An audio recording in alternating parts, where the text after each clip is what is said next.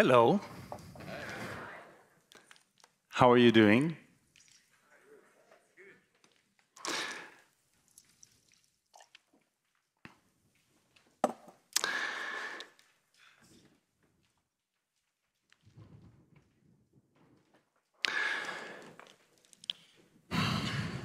Please take a deep breath with me.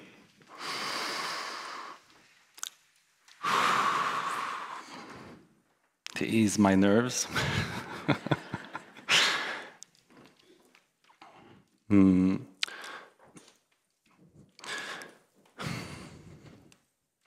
So as one of the people initiating the IDGs, I've been thinking very much about unsustainability. Like, how are we creating symptoms in the world that none of us want? Not one of us. And for me, unsustainability is the acting out of the fantasy of separation in a connected reality. It's acting out the fantasy of separation in a reality that's connected. And that's what we're seeing. That's why we're getting results that are now touching us, externalities that are now moving us that we don't want. And that's what unsustainability is. Another word for unsustainable is, of course, dying. If something is unsustainable, it can't sustain itself, it will die. And that's not what we want. Or maybe parts of the system need to, but we would rather be part of the system that actually continues. For ourselves, for our children. But to really say that inner development can have a role to play in building sustainability, I honestly believe that we need to start looking at how things are first, even though that may be massively uncomfortable. Do you want to step into that with me? I heard some no's. You're at the wrong conference. Okay, so let's just try to hold what we're going to go through now. So please just take another breath with me. Thank you, thank you. I think that, again, was for me, not for you. Okay, let's start. Out of the global biomass for mammals, how much is human and human livestock on the entire planet? So it's us and our livestock in relationship to wild mammals. 22, 73, 11, or 98?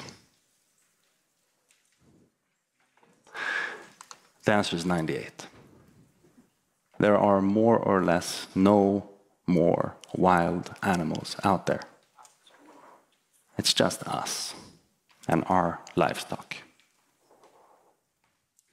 Due to our relating to ourselves, the world, and our technology, this is where we are. Let that settle. Notice what's happening. A while back I got interrupted and somebody said, but what about the insects? They're still here. And I had that reaction too, saying, I don't want to hold this discomfort. This is not how I want it to be. This is not how I think things ought to be. And I'm reacting. I'm rejecting this fact. And just think about, when was the last time you had to clean your windshield wipers from flying insects?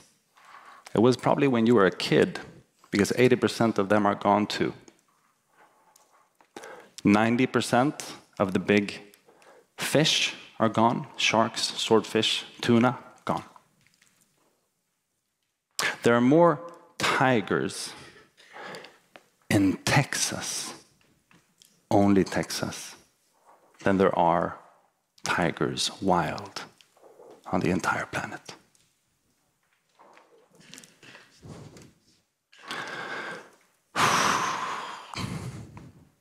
Okay.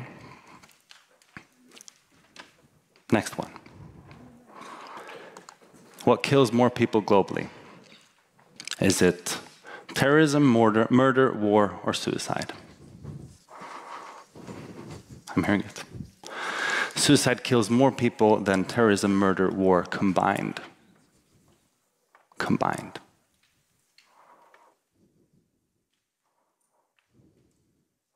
So the loss of purpose, of connections, of meaning in life. I mean, if we're going to clinically diagnose severe depression, clinical depression, a strong sense of meaninglessness is part of that.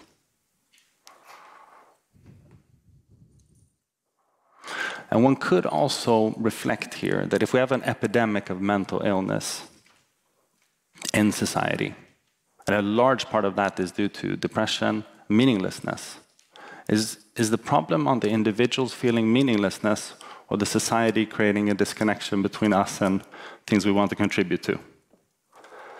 One could even flip it and say, but people who are super happy in a disconnected society, maybe those are the people we need to look at a little bit closer, right? Okay. Next one.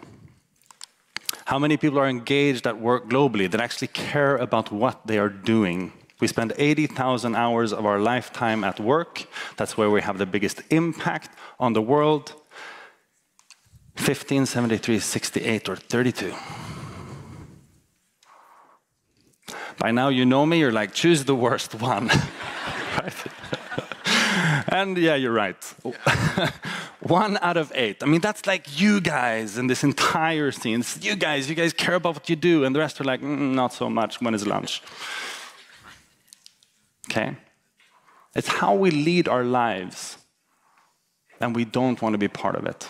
I mean, in the tech scene, the startup world, people just talk about, all I want to do is make an exit of the system. I'm working to make an exit. That's not how I would want my kids to spend their lives. Like, I hope I get out of the system soon. Okay? Final one. How many of youth globally think humanity is doomed? 34, 56, or 12?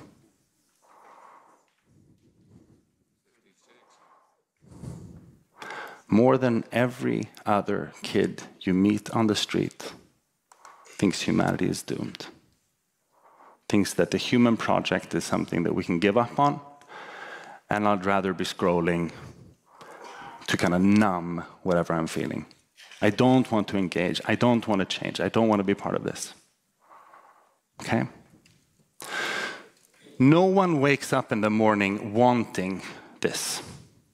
Yet, we are still recreating it. Yet this is still what we're being captured in. And here again, I think that unsustainability is us enacting a story of disconnection in a connected world.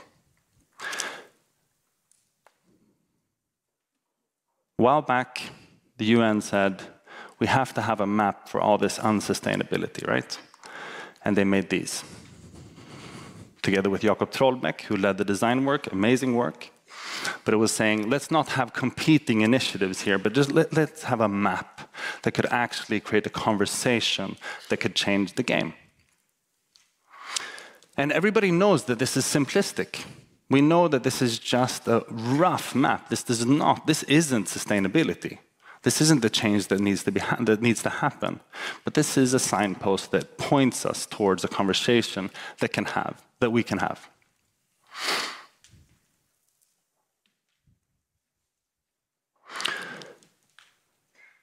But a different way of looking at these is saying that the reason why we need these goals is because at the core, these are just symptoms. These are the 17 symptoms of our society today.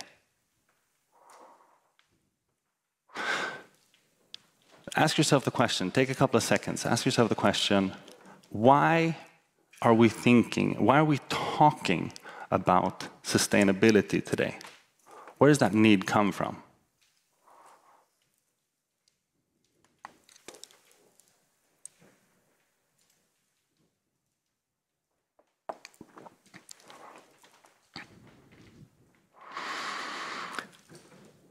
And for me, it's obvious. that we are captured in a way of relating to ourselves, the world, each other, a way of acting collectively and individually that is actually disconnected. So I want to invite you into a couple of thought experiments and some observations of why this could be the case. How come we are creating unsustainability and how inner development can actually be part of a solution here. So imagine, imagine tomorrow you just wake up and by a magic scenario, you're the CEO of Instagram. Okay? All is well, you're very wealthy. And I'm the CEO of TikTok. Okay? And in the morning, a product developer came up to you and said, hey, I have this amazing feature that we've developed. And it's built into the function of the camera. So when a user picks up Instagram, they will actually look like 4%, 3 or 4% more beautiful. Not from a beauty filter that they're clicking, not that they're activating anything, but just the base camera will make you, through our algorithms, 3 or 4% more beautiful. And what we can see in user testing is that this actually increases engagement. Somehow, magically, people just love our app a little bit more, okay? And this would increase engagement. We will have more eyeballs locked into our screens, selling them more ads. This is great news. And you know that young women and girls and boys will look at this, and then when they look in the mirror, there's going to be a difference here. Okay? You know that this will have a detrimental effect. Somehow you know that. You don't have data for that, but somehow you can intuit that. And you also know that I'm the CEO of TikTok, and I probably have a product developer that's going to join me soon, or maybe it's the product developer that actually is approaching you now that's going to sell the feature to me. If we're going to be completely honest, you have this huge mortgage, you're competing against other CEOs, even though you're very wealthy at TikTok or Instagram or wherever. If I'm going to be completely honest, I think that if I was in that position, I would push the button. I would deploy that feature. Okay? And if I was the product developer and I knew that I had other product developers actually developing a similar feature, I am measured on the engagement. That's my metric. So I would most likely also send that up to the CEO. Okay? It's not bad people. It's a really broken system that races us down to the bottom. And even if you said, I would not do that, you know what would happen? You'd probably lose your job. You would not be the CEO for very long. Okay?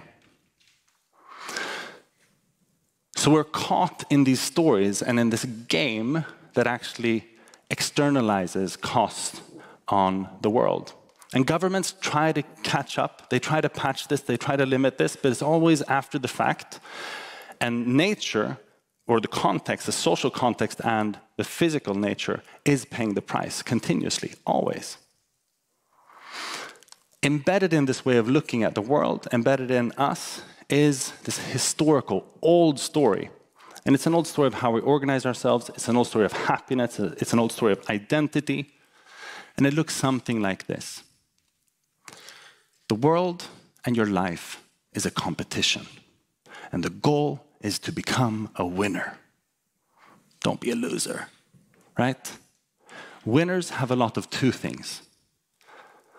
At the top of a pyramid, you have a lot of two things. It's money and it's power. And when you have money and power, the assumption is what? If you meet your neighbor and they say, I just got promoted, what would you say? You'd say, congratulations. You wouldn't say, oh, I'm sorry. I'm sorry, I'm sad to hear that. You have more money and power, that's horrible. Okay? Why do we assume that money and power are good? Because you can do whatever you want when you have that type of freedom. And if you can do whatever you want, you'll be happy. So that's the definition of freedom, doing what you want as this node in a network that's completely disconnected, an individual. And for me, this is very personal. The pyramid is, for me, a podium. My father was a discus thrower, an Olympian. My mother, a Mormon. I know, my family is crazy. My father was a Swedish atheist practicing in Provo, in Utah. Met my mom. I was born into a Mormon family. Crazy. Very early on, I was like, you seriously believe that? Like, he was reading stuff out of his hat? That's what they believe. That was a complete aside. Okay. The story of my father, the story why I care deeply about this, is because he was a success. Everybody thought I was cool because I was his son. But at home, it was so painful. Like, my brother he was addicted to pills, steroids. He died when I was 12 due to an overdose. Yeah, he was 37. I'm 37 now.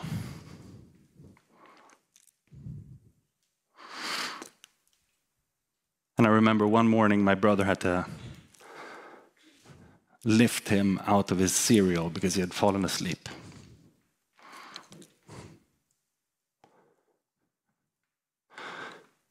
And I found a book that he wrote when he was 12.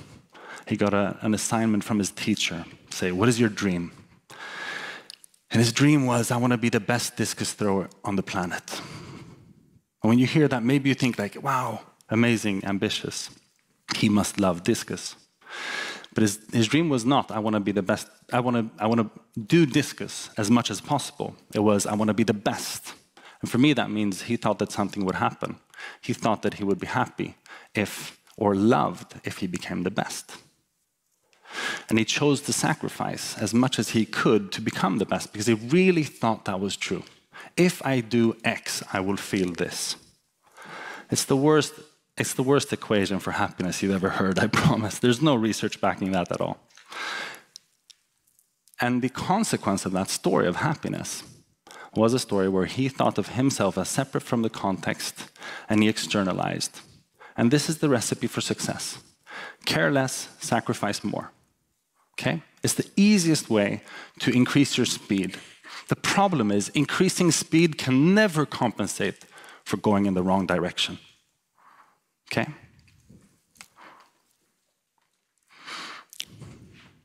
So, the inner development goals. I think seeing these two examples and just holding them and seeing that I would actually be part of that, for me it's tough. It's really, really tough to see when I'm captured by running up the pyramid, when I'm captured by trying to be better than others.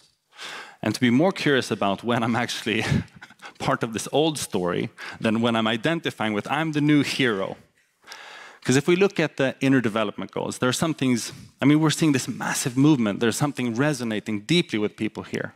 There's some things that I think are important to mention as well. Inner does not mean individual. This is not an individual pursuit. It's not about me as a separate individual reaching my goals, getting more freedom to do whatever I want. It is a collective thing. We grow in relationship to others. We are our relationships to others. The individual is more or less a myth, right?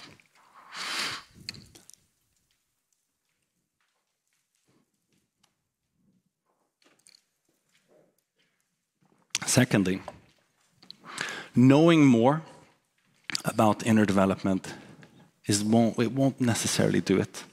Like, there are some studies done that reading a self-help book, even an evidence-based one, the best predictor of that is that you bought one the month before.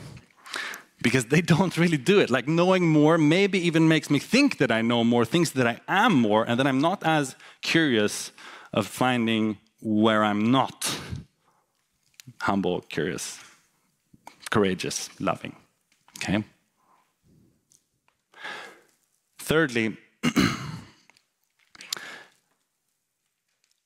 I'd like to invite us to think about the skills, the IDGs, as not as the thing. It's not it. It's a signpost. It's just a signpost. It points us to the conversations that need to be had around how inner development can lead to external change. It's not about the 23 skills, the 5 domains. That's a first rough map, that's a conversation starter. So let's not confuse the sign with the place. This is just a signpost pointing to the great researchers, the forums, the communities that we would love to see in the world and around the planet. But importantly, underpinning the inner development movement, not only the brand, but the movement behind it, there are some core ideas that I think are very, very important. One is, human beings are the cause of the problems that we're facing today. And just holding that. It's not, the problem is not out there. The problem is definitely partly in here. And maybe it's between us as well. So the hero story is not it. We're not the single hero with a villain, single solution, clear winner at the end. I don't think this is that. Sorry. If anybody was like, but I thought I was the hero. The second assumption that I think is important here is the connection between inner and outer, because that is somewhat new. But the most important one for me is, it's a simple one. And it's just saying that human beings can develop. You aren't what you are today. There is a potential we can change. And that means that the system that we are building can change. And that is a story, it's not of a naive hope, but it's of a hope that says, we are part of this problem.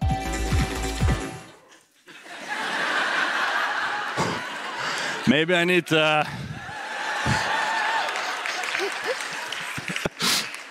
Was that a pointer to me? No. Okay. So I'm going to close this now. No, but honestly, like, the important thing here is human beings are not broken. That's the story of development that for me means a lot. Human beings are not broken. 70 companies on the planet stand for 50% of the pollution. 1% of the population stand for more pollution than 5 billion people. Human beings are not the problem. You are not broken. We're not cancer on the planet. We don't need less of us. And kids are not the worst thing for the environment. I'm sorry. Like, that's such a violent story. Please, if we believe that human beings can develop, we're also saying that this system is something that we can control and we can change. And we can do better. And this, for me, is the starting point of a much better story. A much better story. And I think that the time is now for us to start enacting the story that actually says, you know what? We are connected. What we do matters a lot more. There's a different way of being, relating, acting, thinking, collaborating that is adjacent to us right now. We're not there yet. Let's not identify too early. But let's look into where we are not and let's try to make some amends there. Let's try to learn. And if we do that, who's to say that we can't be sustainable and a lot more than that? Thank you.